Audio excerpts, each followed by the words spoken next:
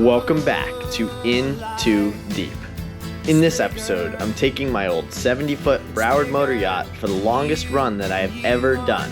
Straight from Florida to Boston, offshore, no stops, completely solo. Now, I know this trip might spark some controversy regarding the safety of running a boat like this alone. Nonetheless, the weather lined up perfect, and I decided to send it. So hop aboard and hit that subscribe button for Florida to Boston, straight through, solo, on a 70-foot floating mechanical dinosaur.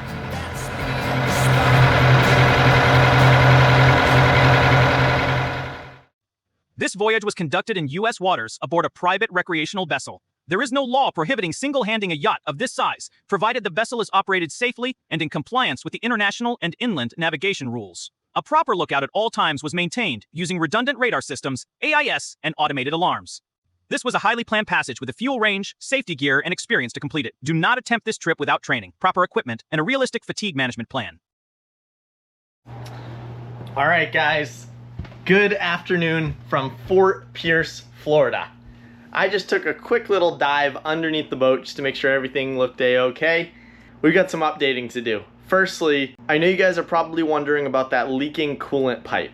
Well, I removed it from the engine, and I had a ton of people email me and comment and whatever, inquiring about fixing or finding the coolant pipe for me. A couple of you thought you found it. Some looked very similar, but they weren't the right ones, unfortunately, because I would love to buy one.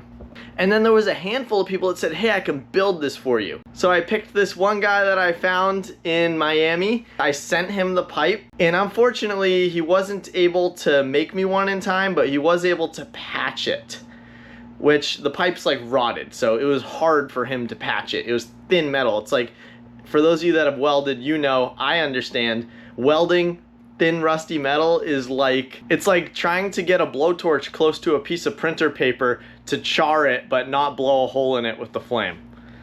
It's hard. I'm gonna bring you down and show you the pipe, but first I'm gonna go take a seat over here because I have some news to share with you guys. It's very exciting but a little bit sad. Alright guys, so if you've been watching for a while, you know that for the last couple summer seasons I've been going to Maine, to Southport Marine. My friend Kip owns Southport Marine, and it is awesome up there. He's given me the opportunity to really learn a bunch and work on my boat and just emerge in the maritime world.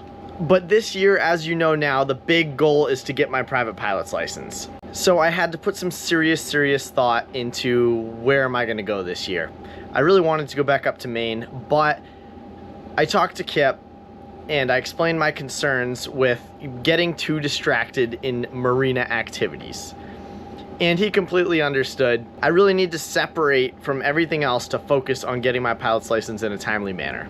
And that's why I picked Boston. I am going to Boston Harbor Shipyard and Marina. I did my research, and it is an awesome place. When you get a seasonal slip at Boston Harbor Shipyard and Marina or any of their other marinas, you get a bunch of awesome perks, such as transient docking at any of their other marinas, big fuel discounts, and there's a bunch of other cool features of getting a seasonal slip at one of these marinas. For me, Boston Harbor Shipyard and Marina, just a cool spot. It's going to allow me to really focus on getting my pilot's license this summer. Toward the end of this season, I'll be taking the boat up to Portland for a couple weeks to haul it out, to do all sorts of crazy work that it needs after a year of traveling. Needs all sorts of stuff. So you will be seeing Kip in Southport later in the season, but for now, I'm going to one of the most exciting boating spots in the Northeast, Boston.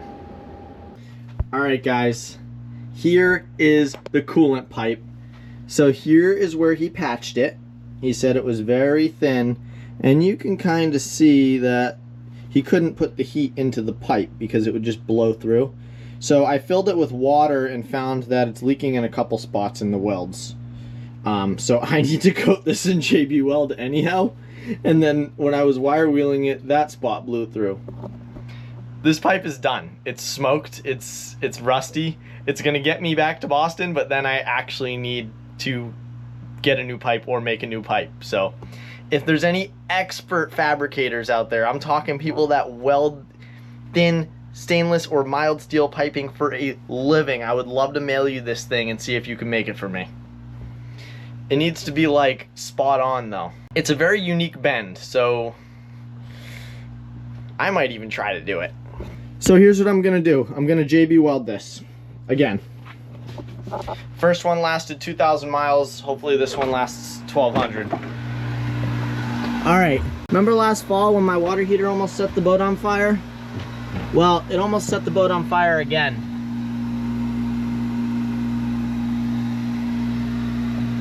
Not completely sure what happened this time, but I'm gonna go get 2 new thermostats and 2 new heating elements for the water heater in hopes that I can get this thing working again. Because cold showers are fine here, but up north it's probably still a little chilly and I'd like some hot water, so.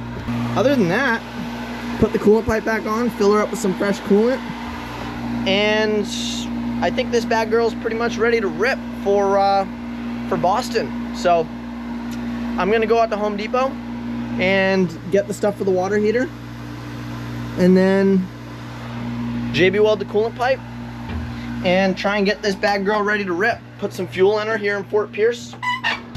Let's make it happen. If you're watching this right now, you're about to watch me go from Florida to Boston on a 70-foot boat by myself. There ain't no clickbait here. This is the real deal. Only on In Too Deep. If you like the videos, hit that subscribe button. Thanks for watching, and let's get right into it. I thought that I heard you laughing. I thought that I heard you sing. I think I thought I saw you try.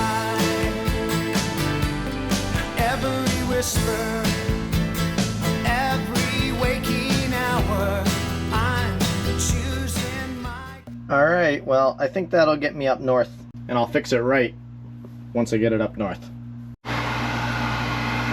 All right, here's the dealio. This pipe right here needs to get put back on.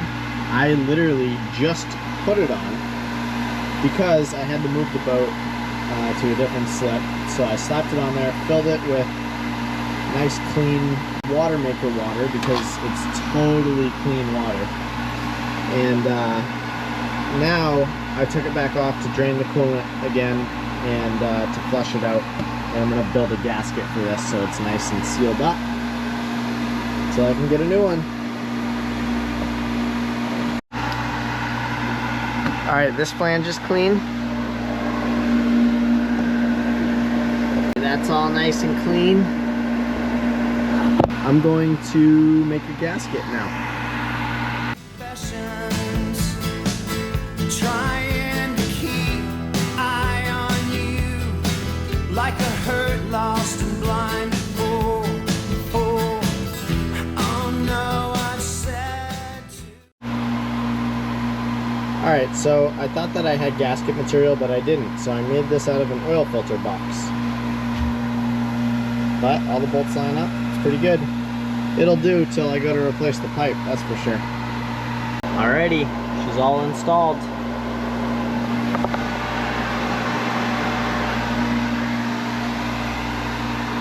I'm gonna wait to fill it up though. Good morning, good morning. 6 in the morning over here, Fort Pierce, Florida. And today's the day that I leave. I'm going to run downstairs and crank up the water maker because I need to fill the main engine with water. It's been a hectic morning to say the least. It's 8:30 right now. Just finished fueling up. I took 1,360 something gallons.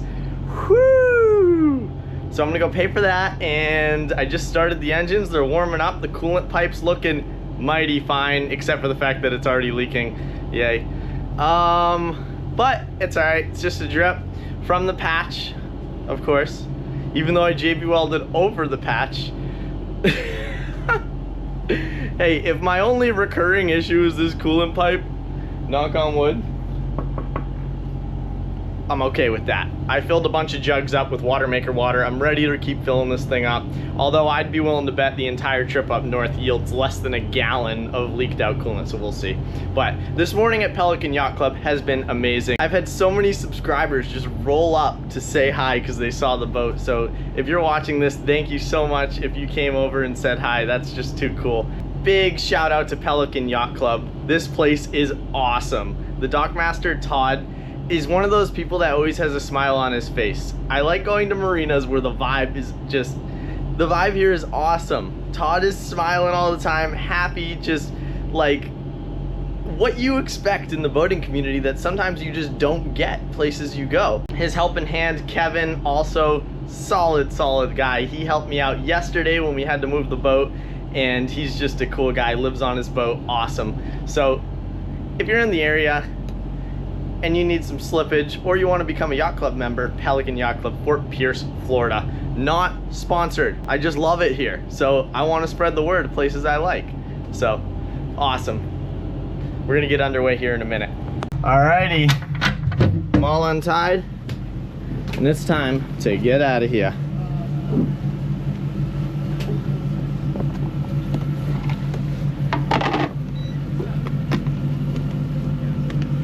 Wow.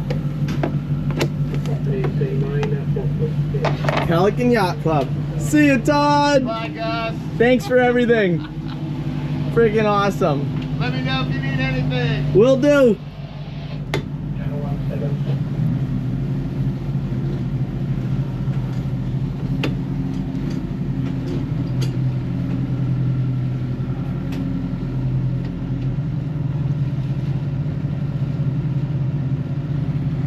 Alrighty, Fort Pierce, Florida, outbound.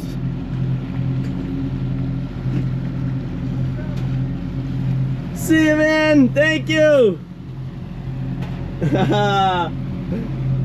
Oh, this is just so awesome. I don't know what sunglasses these are, but I found them. I picked them up, grabbed them because I needed some sort of sun protection here. But, all right, we're underway. Time to send it. This is bittersweet. I gotta go turn the stabilizers on, then I'll speech. Fort Pierce, Florida. See you later. Boston, Massachusetts. Here I come. All right, so I'm gonna get this thing offshore, get a trajectory set, and get all settled in. And then from there, I'll sort of figure out what my trajectory is. And I don't have a plan. So, you know, at most, I go all the way to Boston, one shot. At the least, I'd say Charleston. At the very least, I'd say Jacksonville. At the very, very least, I'd say St. Augustine. That's about the scope of my plan. But, all right, Fort Pierce, Florida. It's been awesome. Howdy we go. I tried everything to set the Insta360 up. It's giving me troubles right now, and I'm trying to drive the boat. So I guess this right here is our exit of Fort Pierce. This concludes Florida trip 2024 to 2025. See you later. Haha.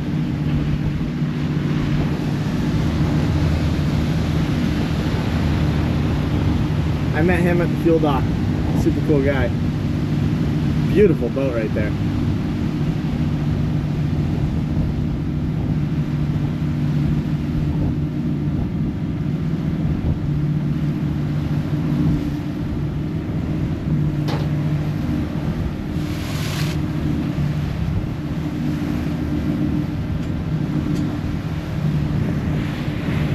Time for a little update.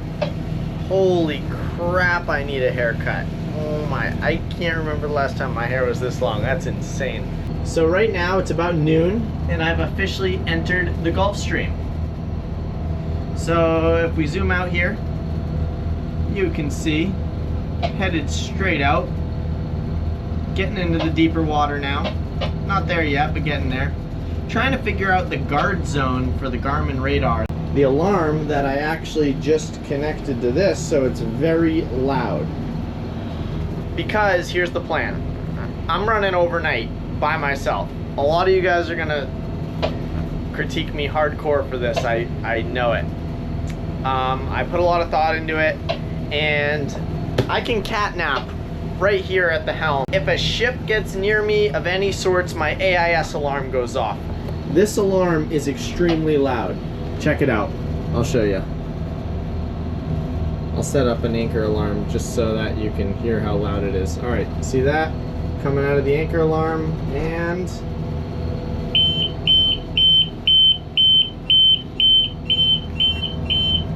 so yeah, that's a pretty loud alarm. In addition to that, if something comes into my radar zone, alarm goes off. If an AIS target is of a threat to me, alarm goes off. Autopilot is holding me perfect. I'll set up a route, so if I get off my route, alarm goes off. So essentially, even if I was staring 24/7 out the windshield of this thing, in the pitch black, you don't know. You're relying on your electronics to keep you from hitting anything or staying safe. If there's a shipping container in the water floating or something, you're gonna hit it, whether you're awake and looking or not. So my thought, 30-minute cat naps at most. Alarm wakes me up if anything happens. Phone alarm wakes me up to check on everything every 30 minutes anyhow. High water problem, high water alarm will go off. Any sort of fire or smoke alarms will go off. They're all networked together, so the whole boat starts going crazy beeping if there's a fire or smoke. Carbon monoxide, same thing. I think I'm pretty well prepared for this. I have my EPIRB in case of any sort of emergency. I understand the risks associated with this. And I think we're gonna be just dandy. So, in addition to that, I have another radar, which I haven't even turned on yet. I guess I can turn it on. All right. Which also has its own guard zone. So, I'm good to go here. I'm pretty damn well good to go. VHF's on, you know, everything's good. Engine low oil pressure or high temp, alarm's gonna go off. This is as prepared as I could possibly be to do this. The weather is perfect. That's why I want to do this. Normally I would not be doing this, but the weather's perfect. I was just sitting outside for a while on the flybridge, got absolutely destroyed by the sunlight, but taking a little break inside now. Probably gonna get some food going and just enjoy. Beautiful day in the Gulf Stream, doing 11 knots, even more than 11 knots. Wow. So yeah, that's my trajectory. Here is the noon update. Boston, here we come.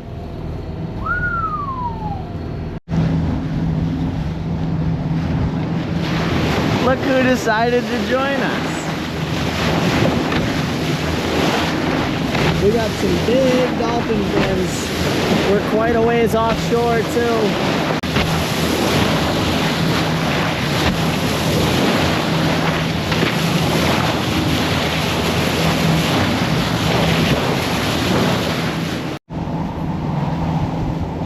Wow, what a day today. So right now it is 6:50 p.m.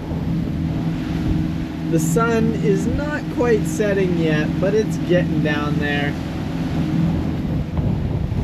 I know I didn't record much today, but a little bit of what I've been up to. I did some cleaning. I ran an HDMI cable from the GPS to the TV so that I could watch it on, I could watch the main lower helm radar from the living room on the TV.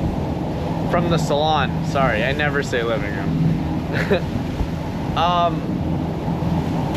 I connected my external alarm to the Garmin. It is so beautiful out today. Holy crap. It is literally, it picked up a little earlier and now it's just flat calm. It's absolutely scrumptiously beautiful. going through the night tonight. I'm gonna be one tired puppy. But this is the first of many nights. Unless I really don't like it, but I think I'll be fine. We got all the equipment to do it. I haven't seen a boat in hours. We were doing 12 knots, now we're doing 10 knots.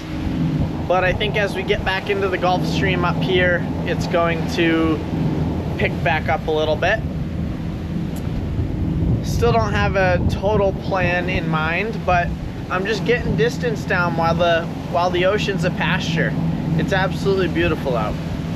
So, stabilizers are good, the boat is doing spectacular, and I guess I'll see if I can fly the drone. I'll wait for the sun to go down a little more and we'll get some awesome drone footage. Until then, this might be the last recording in daylight until tomorrow. So, enjoy this wonderful drone footage that you're hopefully about to watch if I can send out and retrieve the drone successfully. Whew.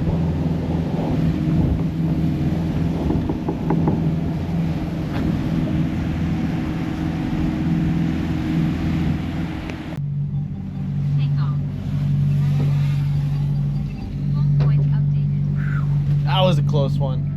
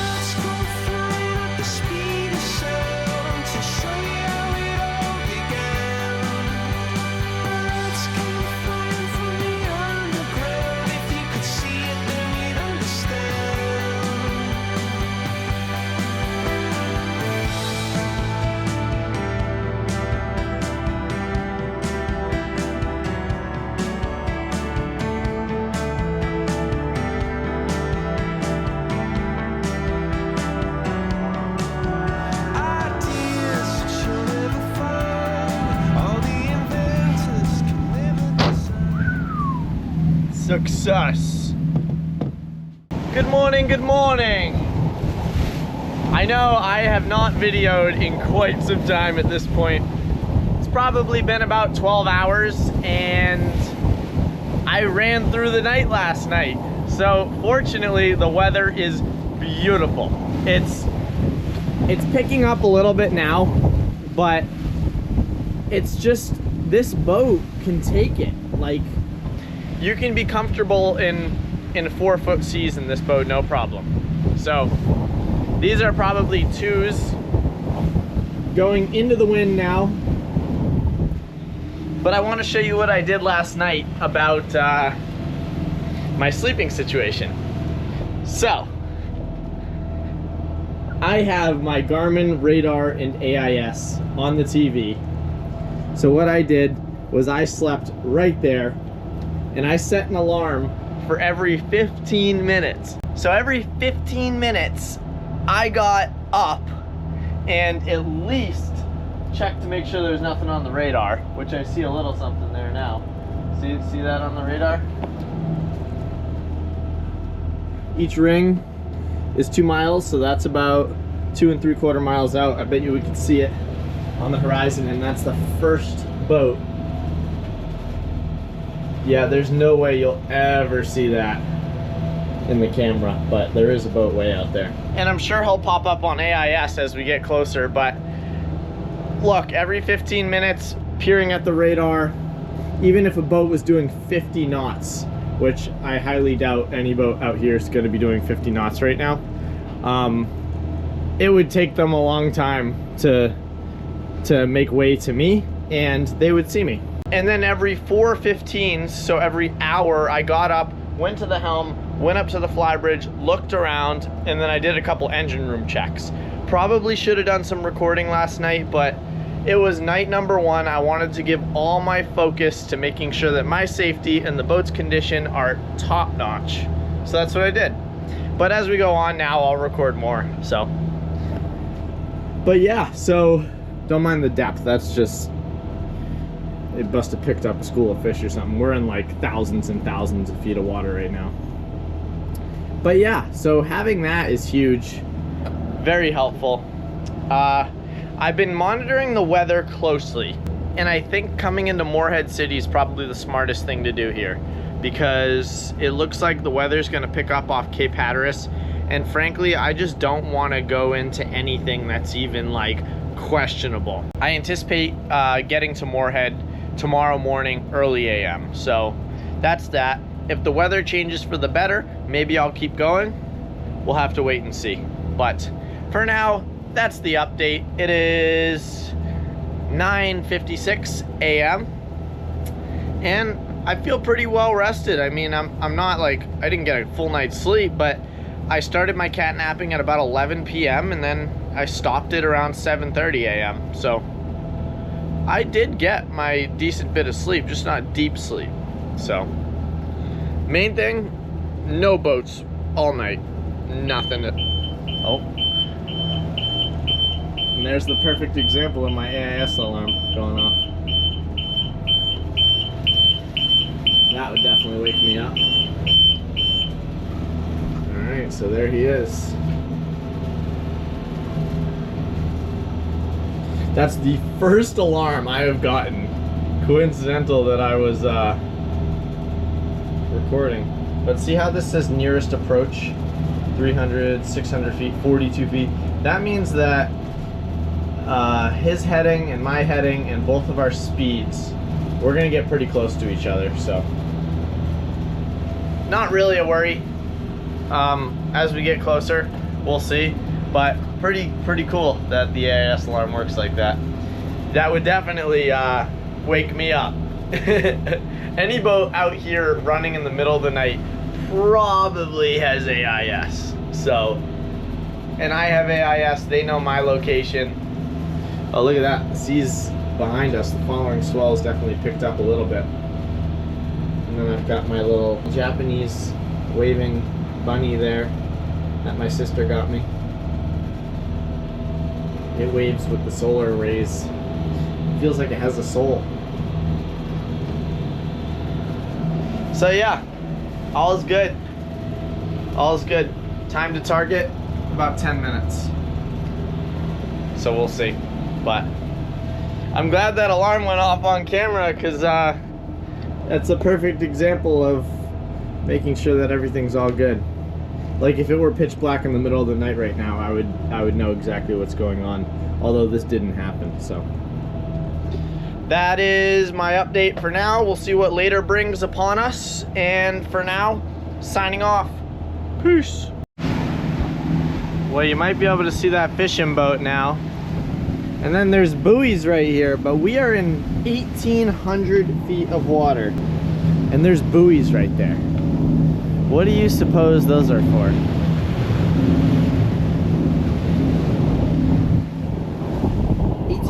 Feet of water.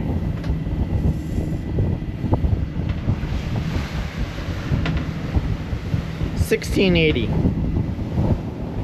There's more buoys over there. This fishing trawler right here must have something to do with them. Wow. Well, that fishing boat right there is the first boat that I've seen pretty much on this whole trip since I got away from the coast into the stream. Wow. He's definitely picking up those buoys, so those are some sort of fishing buoys, even though they are set in 1,600 feet of water, which is insane. Pretty crazy.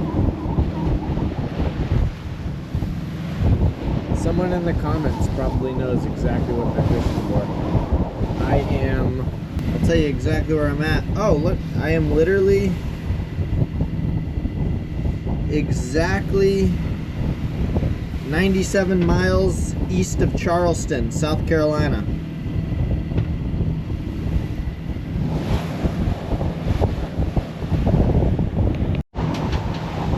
Alright guys, right now it is noon and it's a little breezy out. Sorry about the wind. Some white caps, but it's comfortable. It really is comfortable.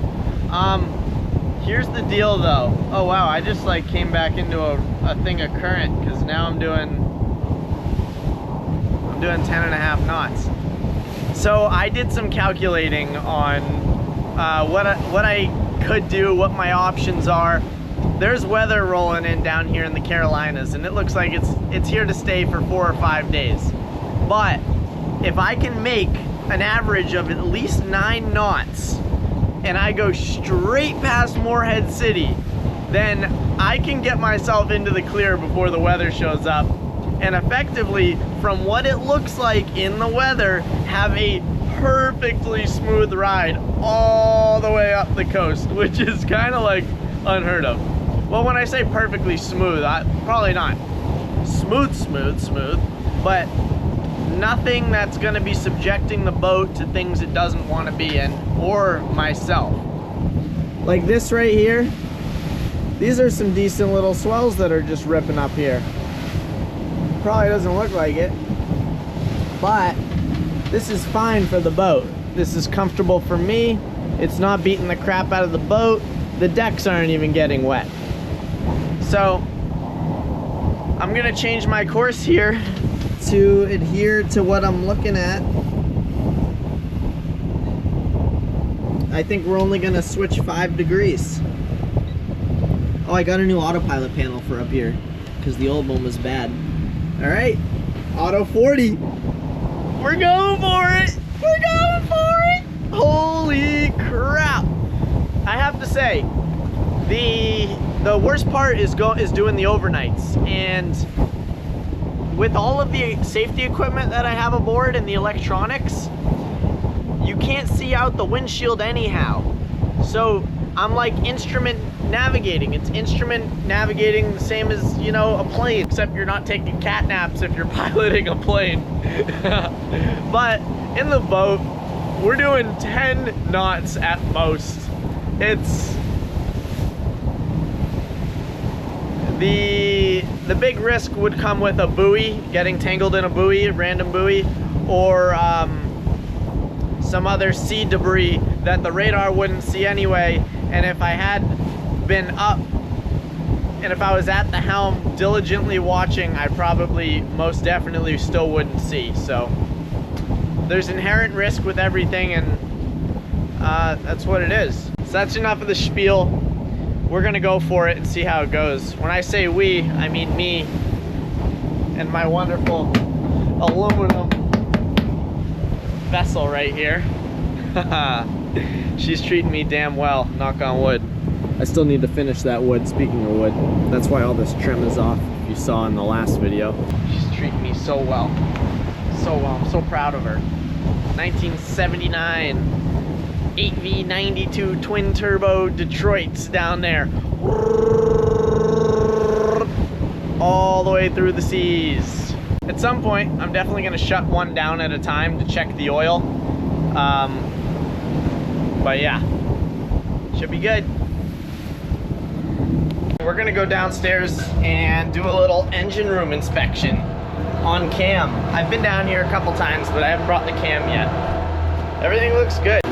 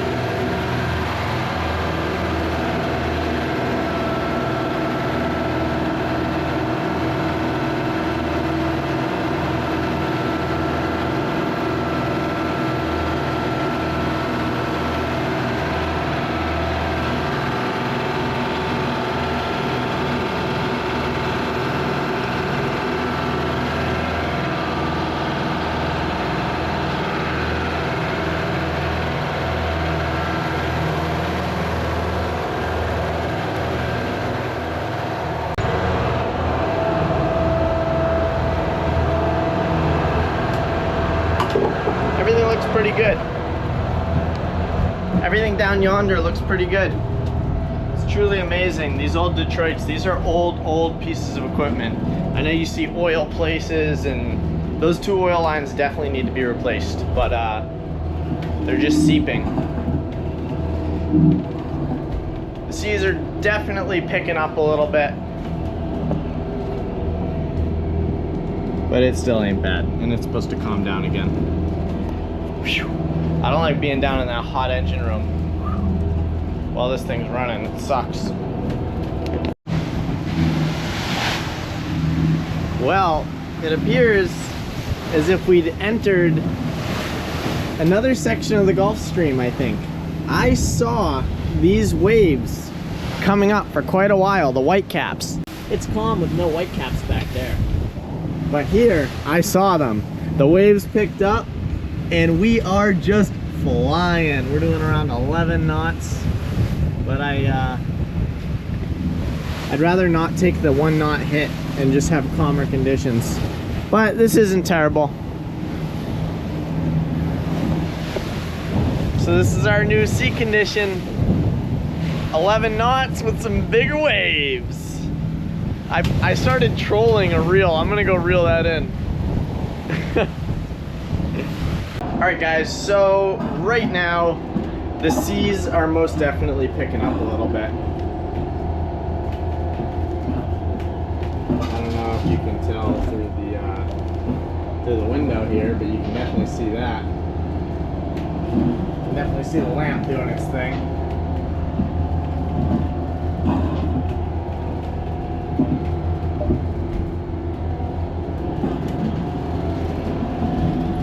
Come over here, might get a little better view.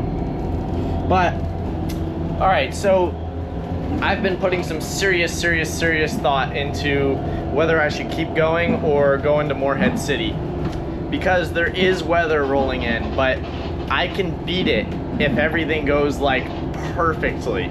I have about 8 hours to spare, not even.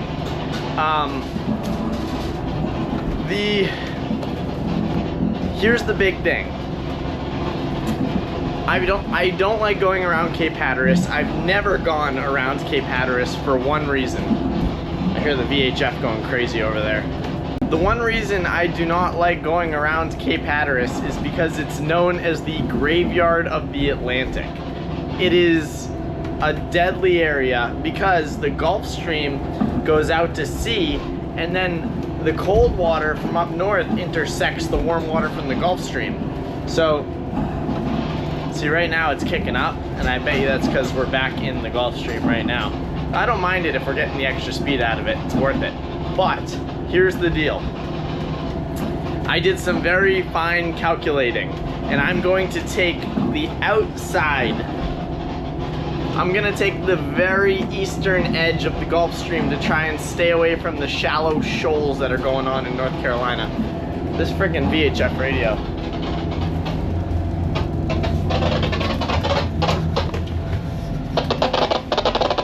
Oh, it was on 17. All right, got rid of that noise. So I made a couple markers on my Navionics chart, and it's basically if I hit these points on or before the time that I've given myself. For instance, my first point I need to be at by 5:30 a.m. tomorrow morning. My second point is the point of no return, and I should be there by 5:30 p.m.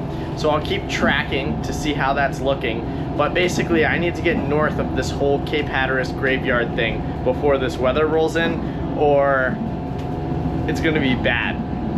I'm by myself. I've never done a journey this long and far like this. Think about it. I left Florida, and I'm basically going to be going into wherever I end up north of Virginia, maybe even Boston, maybe New York City. I don't know yet. But the weather looks good up there, so that's the plan.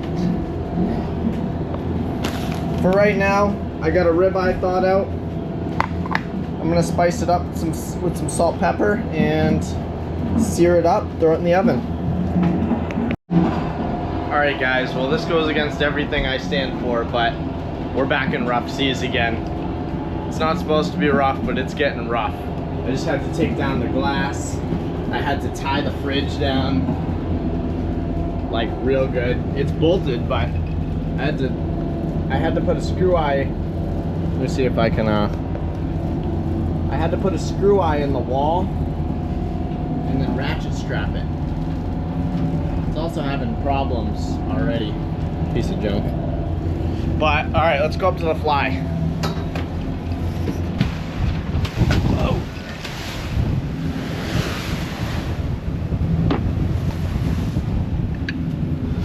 Alright, so I got my steak dinner right here. And here's the rough seas. Nice, we're doing like 11.5, 12 knots. 11 to 12 knots. I like it. Because you know what that's gonna do for us? That's gonna assure that we make it past the graveyard of the Atlantic before the weather rolls in. So that's very good. If it doesn't get worse than this is fine. This is very tolerable.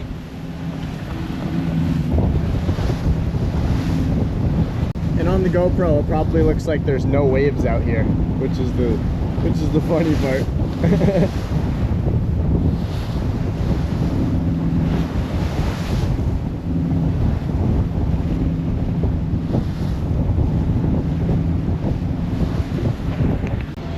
All right, dinner's done. Sure, our radio's up. Oh, check it out, guys. I got the red lights up there, like everyone in the comments was saying. So now I've got the reds and I've got the whites. So the whites are 120 and the reds are 12 volt. Pretty neat. Well, I really hope tonight's not like a really long night of getting thrashed. Okay, don't worry, I will let my course motor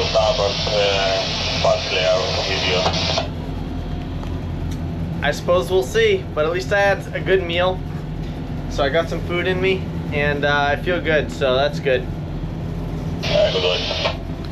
When you're out in the ocean on the boat, especially by yourself, and you're getting thrashed, I'm over 100 miles offshore right now. It's you really get that feeling of like appreciating your life, you know? This is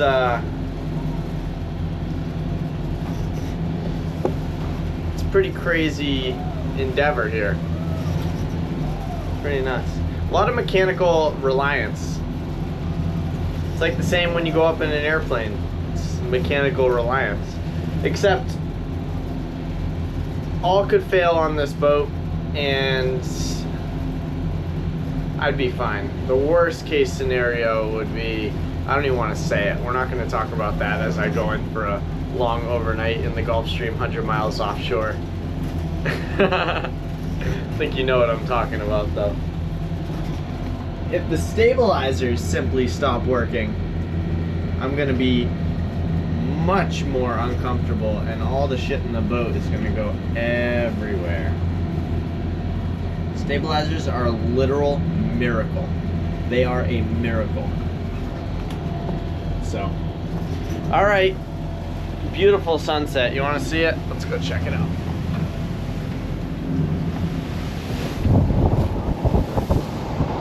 Wow. Look at that.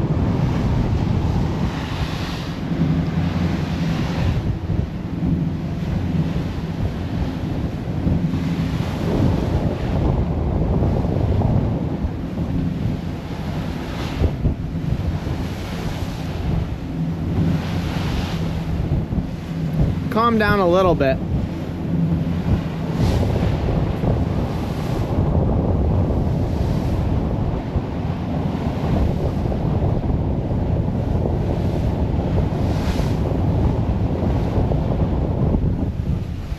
It comes in waves. It gets rougher, we start going faster, then it settles. I'm nervous for off of Cape Hatteras because that's one section. I mean,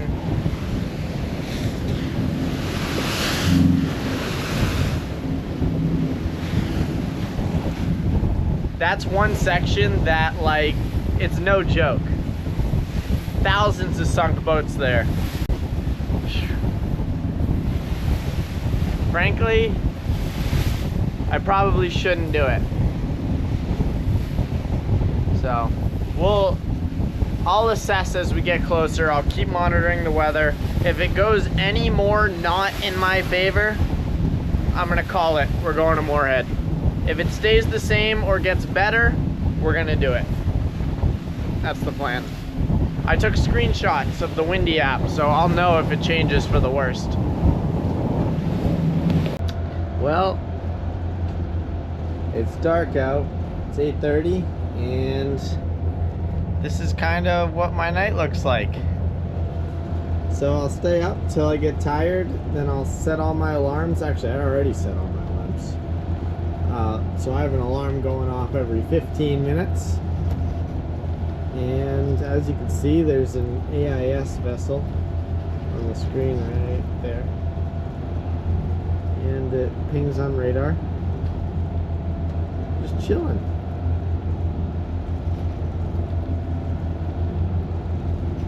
All is good.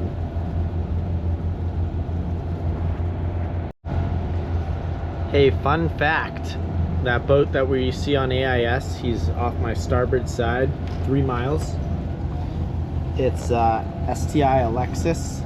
It's an oil tanker. And he left Houston and he's going to Amsterdam. That's insane. So he's taking advantage of the Gulf Stream like I am. Amsterdam's over here, I believe. Yeah. And then, yeah, Rotterdam. So I guess what he's doing is he's riding the Gulf Stream up, and then where the Gulf Stream goes out to sea, he's just gonna hop on that and he'll head that way, taking advantage of the speed. Pretty cool. Good morning, good morning. From right off of Moorhead City, about 70 miles out. Last night was pretty nice. Couple eventful pieces of traffic, but nothing crazy. Worked out perfect once again. So I'm pretty nervous about this whole Cape Hatteras thing. I want to. The weather's looking okay. It really is. There's gonna be some wind opposing current in like the worst spot, but I think we're gonna be all right. We might hit a couple hours of rough seas. I need to shut down one engine at a time right now while maintaining way to check the oil and make sure everything looks good. Mainly check the oil. We've been running for 48 hours and I need to make sure these bad girls have oil in them, especially if there's a potential for us going into rough seas. The last thing we need is engines low on oil. So I'm gonna wake up a little bit, make some coffee, and get that done. All right, guys, the time has come. I finished my coffee. It is 6:48 a.m. and I decided I'm gonna shut both engines down, shut it all down, because if I shut my starboard side engine down, then I lose my stabilizers. The autopilot's fighting one engine, trying to keep it straight. It's still reasonably calm right now. I mean, we're gonna get thrashed when I stop the boat, because the boat will turn abeam the swell and it's just gonna be rocking and rolling. But it's something that we have to deal with, that I have to deal with in order to make sure that these girls have oil in them. They've been running for about 48 hours at this point, so I have a feeling it's gonna get rough at some point today, and I just need to make sure that these engines have oil in them. So let's do it, shall we? I gotta shut the synchronizer off upstairs. Synchronizer off. All right. Re-engage the throttle. Alrighty. Here we go. What do we have for RPM? About 1250.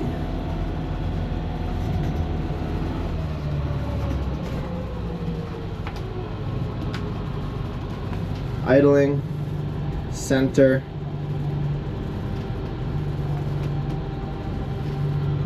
Okay.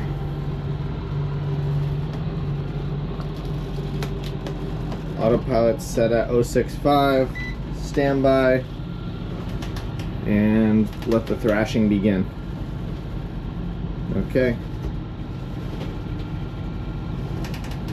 Leave the stabs in center. I'll go shut it all down from downstairs.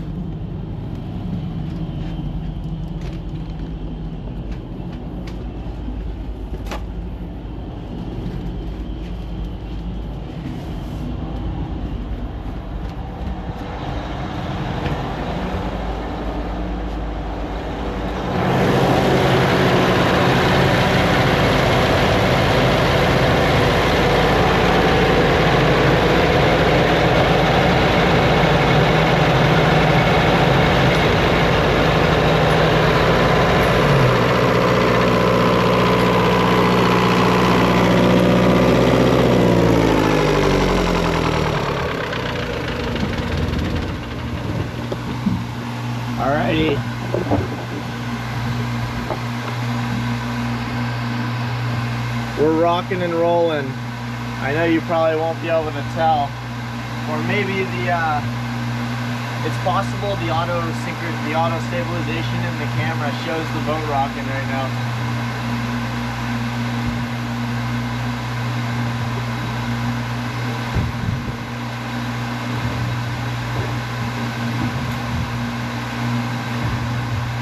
Alright, I'm pretty much guaranteeing these are gonna need some oil, so let's just get the oil out and ready.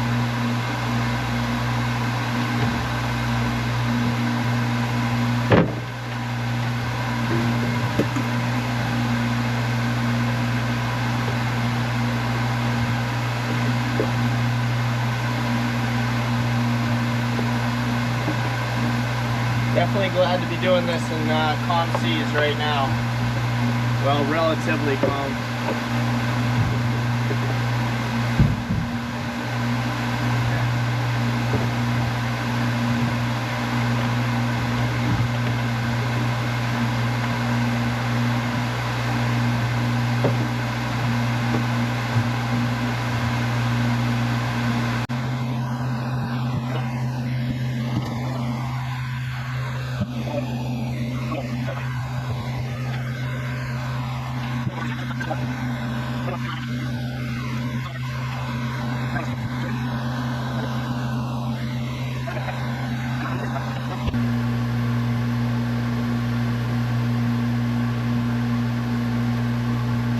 Genset's got plenty of oil in it.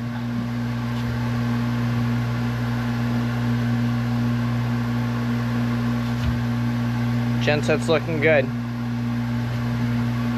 Ah, smells like Super Tech.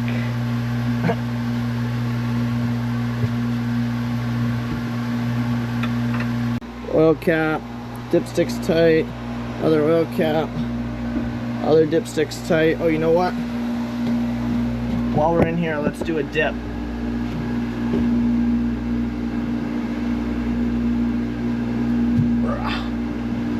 I should have like a ton of fuel.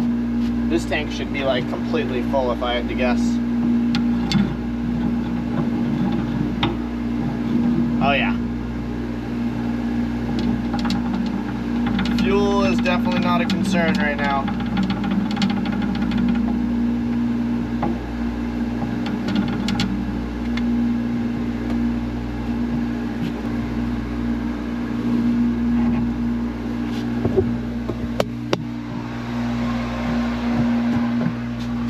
Let's get these bad girls back underway.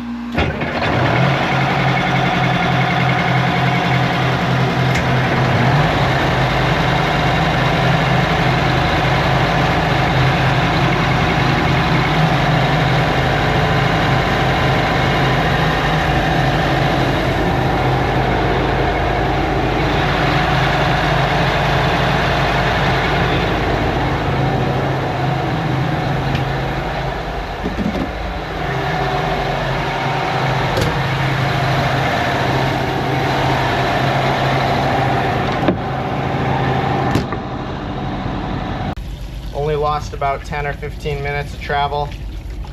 Time to get this thing back underway. All right. Forward.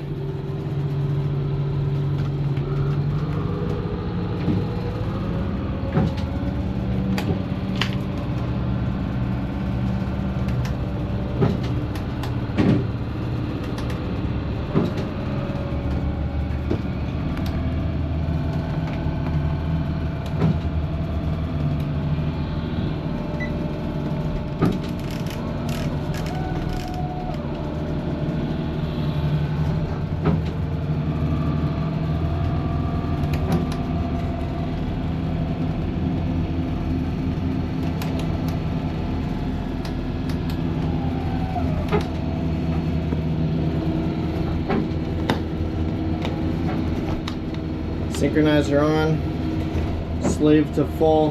By the way, whoever said that in the comments, you're totally right. That's exactly what you're supposed to do. And stabilizers active. All right. Whew. Alrighty, we're back underway. good to go. Oiled up. Now I feel good knowing that my girls have oil in them in case we encounter some rough seas. And we got plenty of fuel. Genset's good to go. I think we're good. We're good. Glad that I did that. Oof, that's this door threatening the hinges for their lives. Look at that. When this, every time this comes in, that's a hinge bender 9000 if you ask me. Alrighty. Ah, the fresh air after that engine room. Whew. I sure am glad I did that now. It's like a pasture out here right now. Perfect. Perfect time to do that. I'm gonna go down and just take one more quick look at them. Make sure everything looks good now that I oiled her up. And then she should be all set for a while. Alright guys, we are making some spectacular time. It is 3 p.m. right now, and I'm already past the point of Cape Hatteras. I'm about 80 miles off of Cape Hatteras. Maybe not quite 80.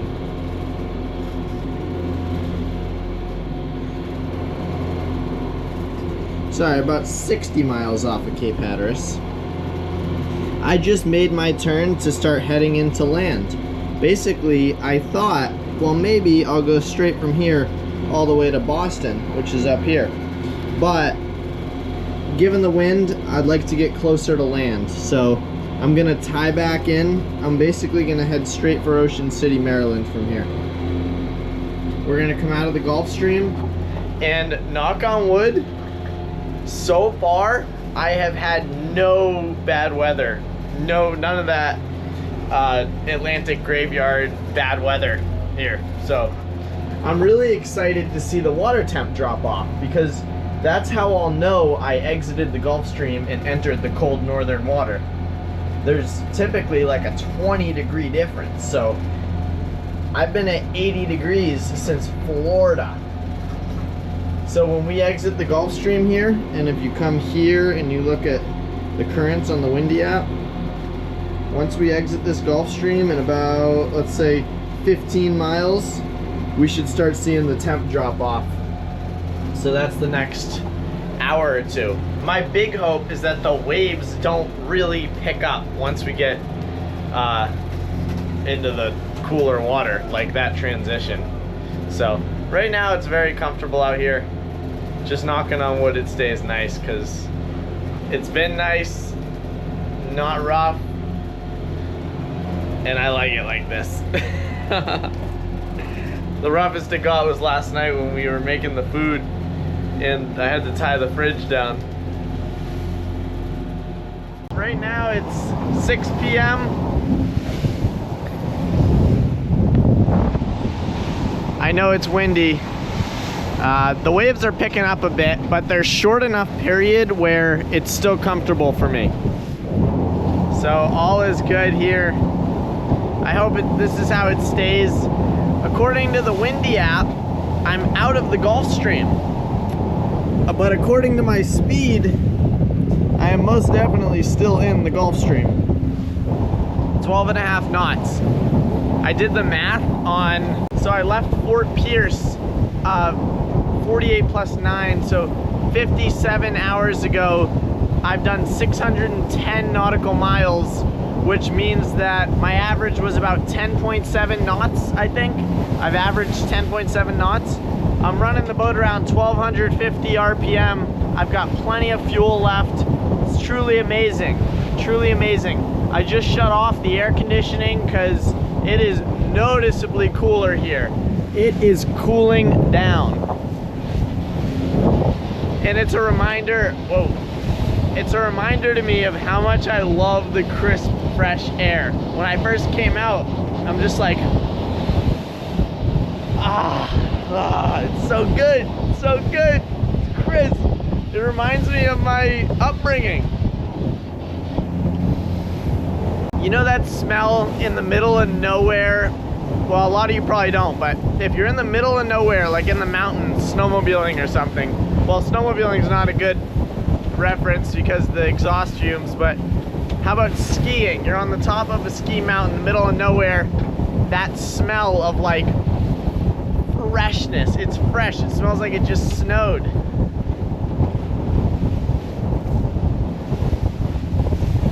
It just smells like precipitation, like, but it's dry air. I turned the boat about 30 degrees to port because I wanted to bring us in towards the shore a little bit. We have a westerly breeze rolling in tomorrow, and the closer I am to the east coast, the more protection I have from a westerly. So I'm still about a day from reaching my point on land, but this is great. I mean, as long as it doesn't get too bad, I can't complain, honestly. This is nice. My worry would be where the water gets cold. We're gonna eventually, it's much cooler out now, but the water temp's still 80.4 because I'm in the Gulf Stream.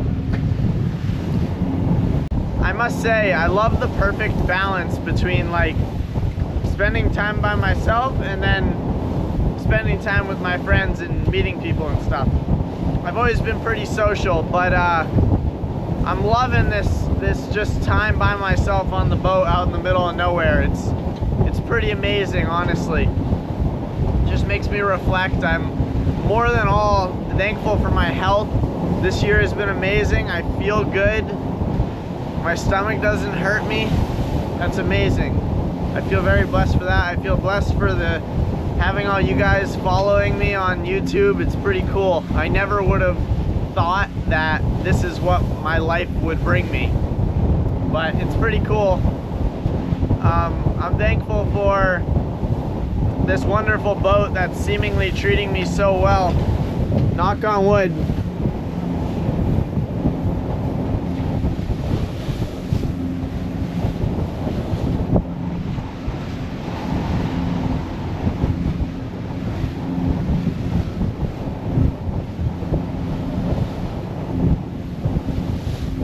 And just for everything in general. I'm really looking forward to getting up to Boston and just doing some cool stuff this summer, getting my pilot's license. I absolutely can't wait for that. It's gonna be sweet. But, all right, till then, oh, I know what I was gonna add. I was gonna say, I love being by myself, but I've been by myself for, 57 hours now, 58 hours, and I got another day ahead of me. I'm definitely gonna be happy to go see some people on land. Maybe go to a restaurant. I'm gonna be happy to do that. Hopefully it doesn't get rough. This is fine. It's definitely breezy though, it's blowing. We got white caps. Look at this, real time. Speed's dropping. Temperature is literally dropping. I am exiting the Gulf Stream, officially exiting the Gulf Stream. Wow. That's amazing that it's happening so quick. That is crazy. I would have never thought. It's a fine line, I guess. Let's go upstairs and see if we can see a visual of exiting. Look at that. I walked from there to there. We lost a degree.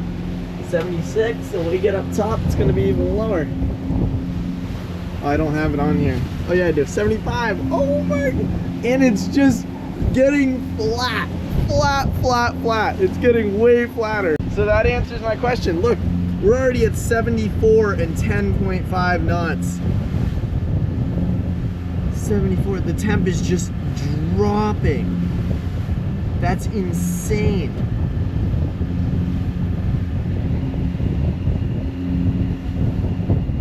The reason the depth is blinking is because I haven't had depth in a while. I'm in like many thousands of feet of water right now. 73. That temperature drop I was talking about, that's no joke. 72.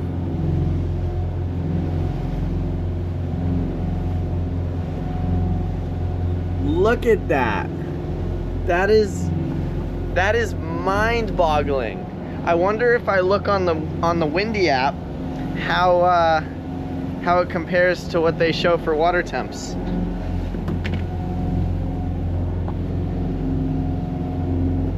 See, it's not totally accurate because it says I'm still in there. But clearly we're dropping off over 10 degrees. We were at 81, I believe. 81 point something. And now we're about to go below 71. And the ocean just flattened out. That's so amazing. Yeah. Losing speed though. So we're trading, I bet you in like an hour, we'll be down at 8 knots, or 8.5 knots. It's the first time I've seen 9 knots in a while. Wow. Maybe not, maybe we'll be cruising at 9 because we're at 1250, so that should be about 9 knots in perfectly still water.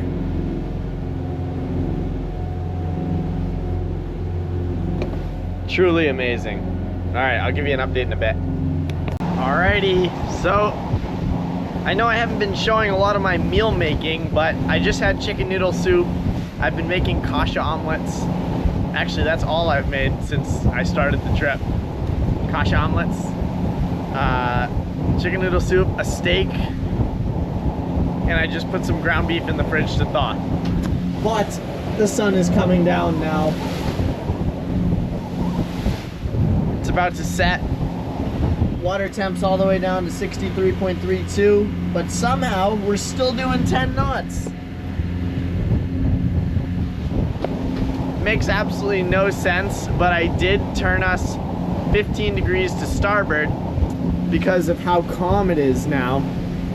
This is supposed to be some of the worst of it. According to the weather apps, the wind now, it's only gonna die down from here. So I would rather stay in the deep water, way offshore, and draw a straighter line towards Boston. Honestly, at this point, I'm just gonna go until, like, I don't feel like going anymore, but I'm doing fine. The weather's perfect. I'm not getting beat up. The boat's loving it. I don't think I could ask for any better, frankly. So, and the thing about being offshore, way offshore, is I've seen like 5 other boats total since Florida. So it doesn't, with all of the equipment and alarms I have, it does not make it unsafe to cat nap during the night, you know?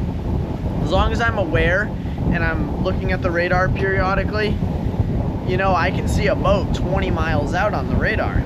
So AIS picks up probably 10 miles, maybe 15.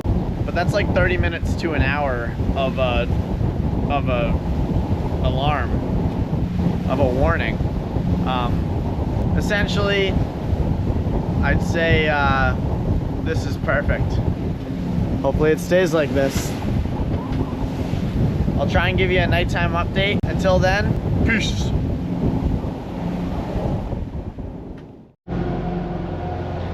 Good morning, good morning.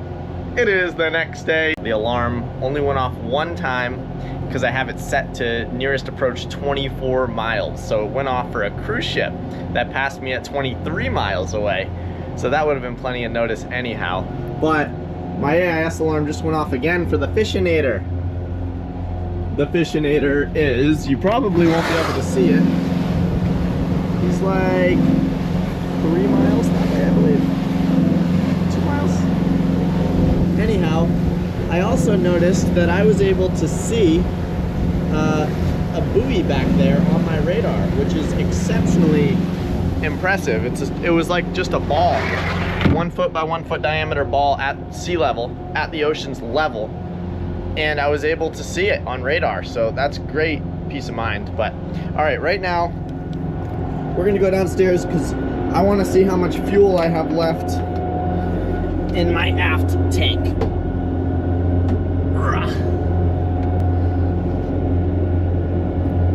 Jiminy crickets, that's tight. Holy crap.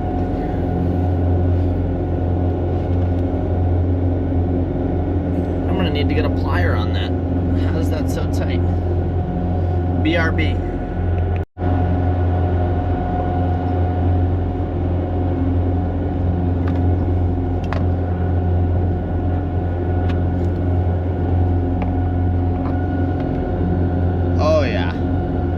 We still have ample fuel in that tank as well. Not a ton, but we do have fuel in that tank.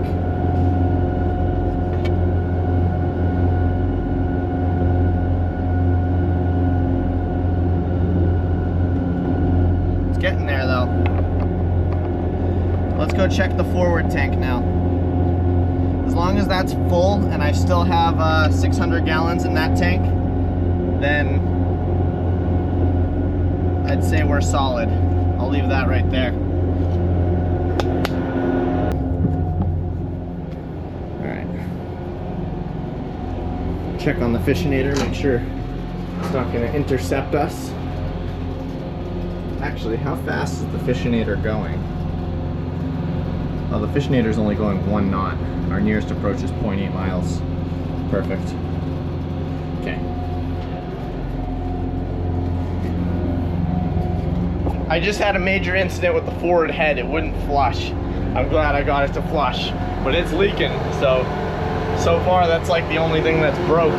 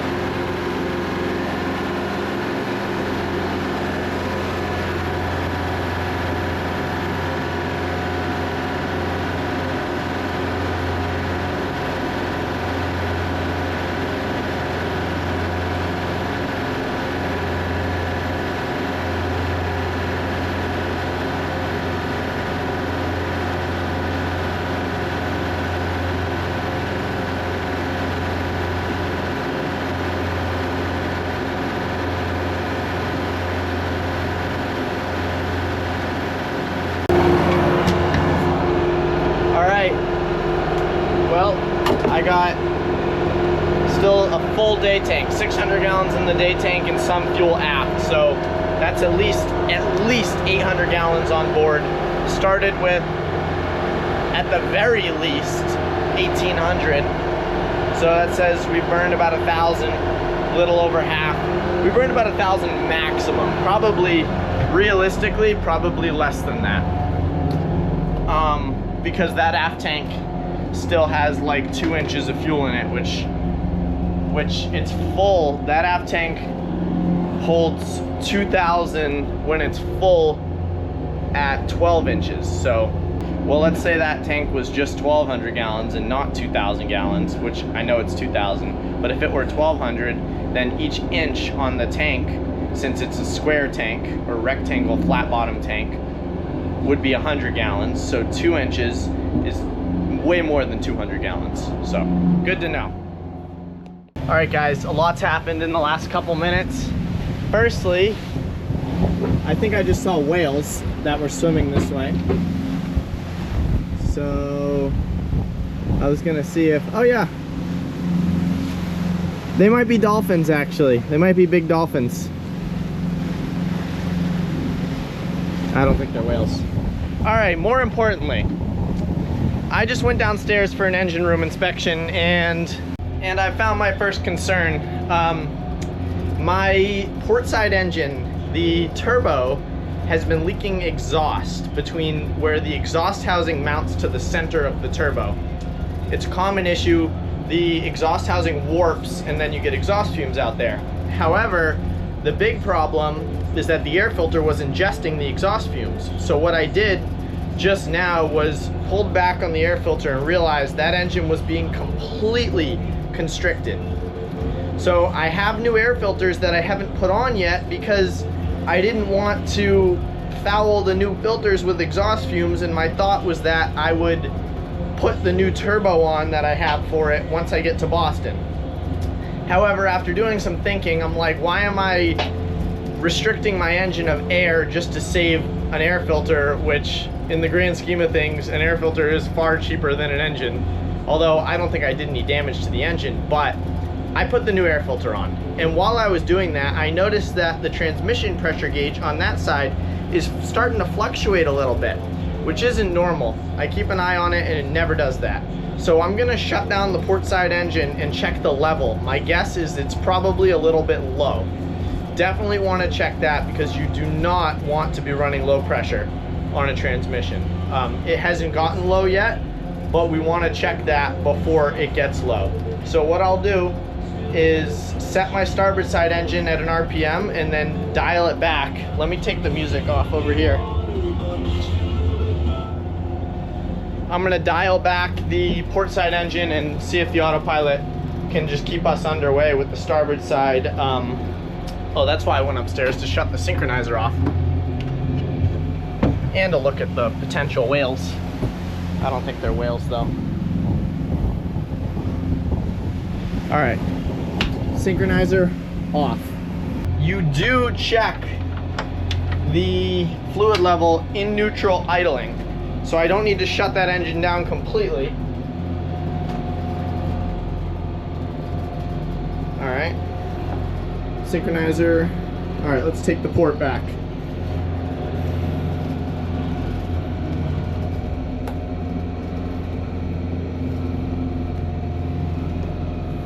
Let's put the port in neutral. All right, port's idling in neutral. We're gonna start to turn.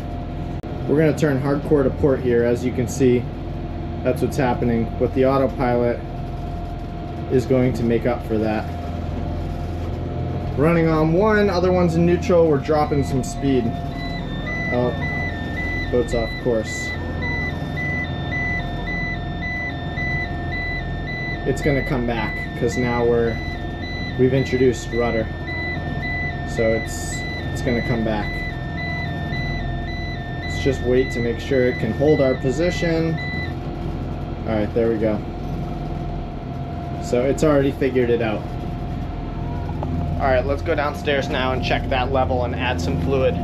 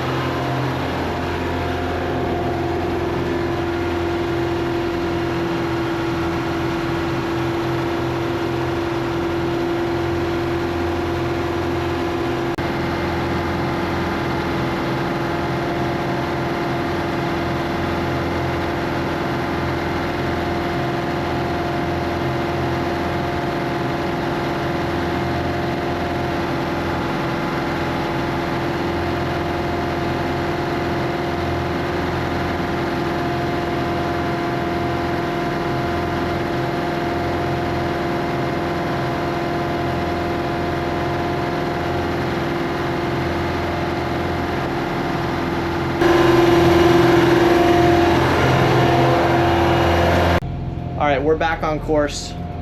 I need to take this down a notch because that propeller shaft is still spinning.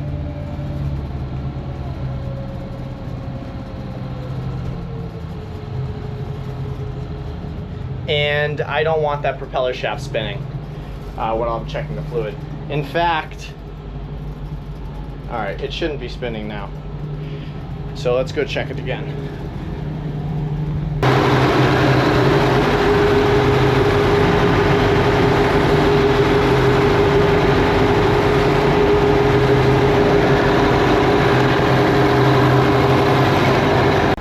It's still spinning. but the seas are calm enough where I'm gonna shut it down. So let's put this in center. Let's put autopilot to standby. It was at 055. Let's put this in neutral.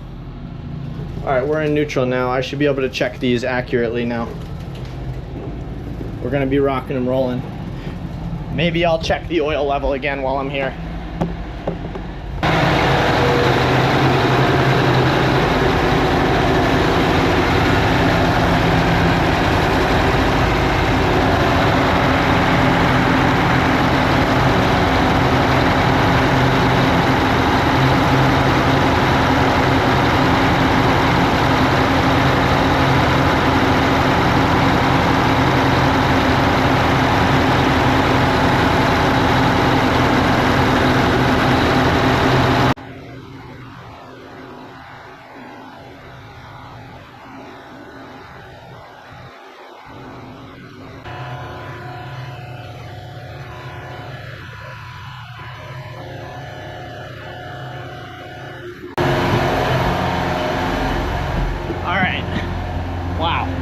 That's the perfect example of keeping an eye on your gauges, because you will, I could have just destroyed a $10,000 transmission, but I saved it long before it was in jeopardy. All right, let's get this thing moving again. Autopilot's awesome. All right, other engine's in gear, and we're up to speed. Sailboat over there. All right, I gotta go clean up now, and then I'm gonna shower, because I'm well, once we pass this sailboat, as long as there's nothing else. See, it says boat's off course again, because it's got to acclimate back to having both engines. It will though. It'll start to turn the rudder to port.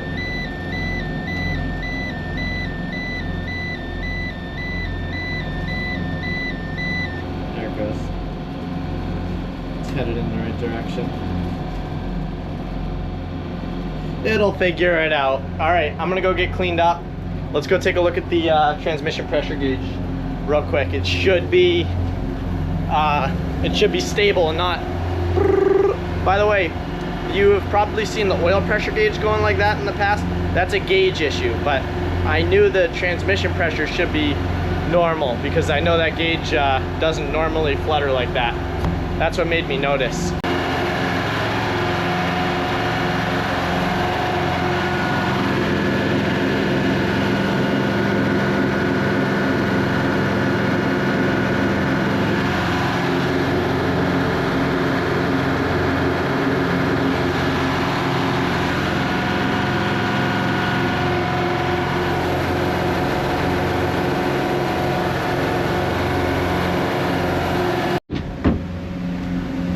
Alrighty, we are back on course, and I have to set the synchronizer, but I want to blow the soot out of these things. They've been running for literally 5 days at low RPM. Detroit's don't really love that. I mean, it's not bad for them, but you do need to clear them out.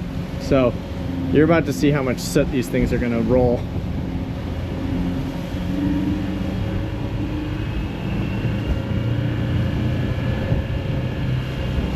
Giddy up!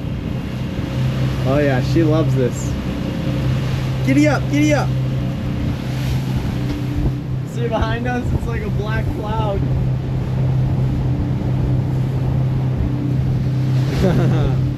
They don't need long of this, just a little bit. And I'm not even pushing it.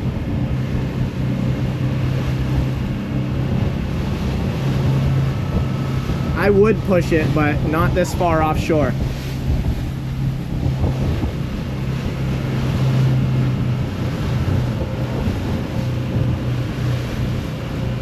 It's like 1800 RPM. Just enough to get them a little hot. Dial them back.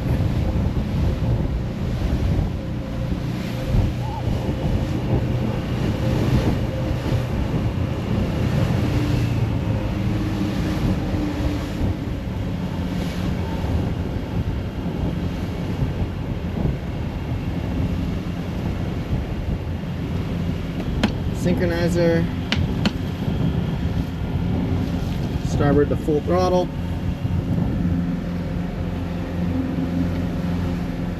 Looks good to me. All right. I know I said I wouldn't go out on the bow, but it's so calm, and I think we have a surprise out here. Oh, we sure do. How we doing, fellas? How's it going? It's a whole boatload, yeah, huh? Woo-wee. Wow, they're so pretty.